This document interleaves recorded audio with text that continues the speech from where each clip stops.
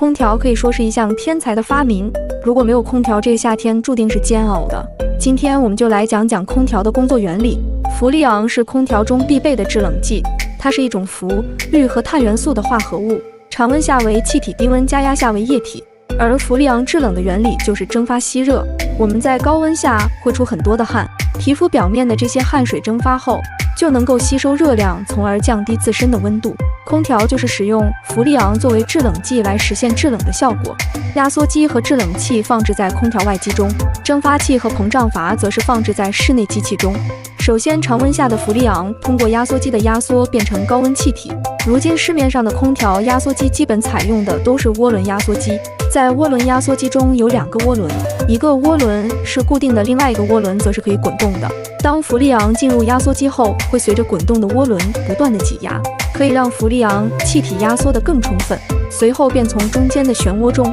排出。之所以采用这种涡轮压缩机，第一点是因为压缩得更充分，第二点就是可以减少噪音和震动。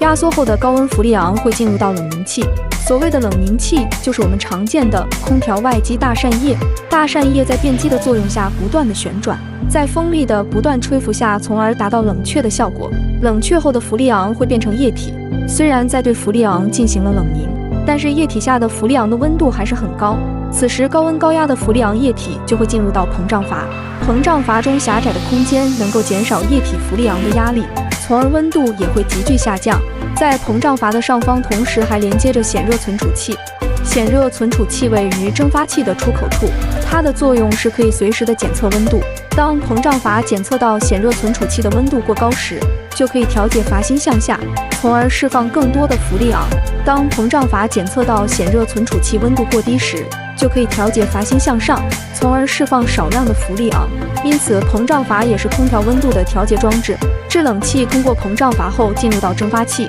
蒸发器的后方有一个圆柱状扇机，房间内的暖空气被送到蒸发器并排出冷空气。空气在冷凝的过程中会吸收热量，并且变成小水珠。这些小水珠会存储到一个排水盘中，当排水盘中的水分存储到一定程度时，就会通过管道排出到外面去。我们再来回顾一下空调的制冷原理。首先，常温状态下的气体氟利昂通过压缩机高温高压的压缩进入到了冷凝器，在冷凝器的作用下会将气体的氟利昂转换为液体，液体的氟利昂通过管道流入到膨胀阀，膨胀阀中间的管道非常的狭窄，当液体的氟利昂通过这里就会变成物体水珠，这就和我们浇花用的喷雾器原理一样。随着氟利昂压力的下降，温度也会下降。冷却后的氟利昂会进入到蒸发器中，所谓的蒸发器就是将液体转化为气体的装置。在这个过程中，氟利昂会蒸发带走周围的热量，转化为气体的氟利昂将再次的进入到压缩机中，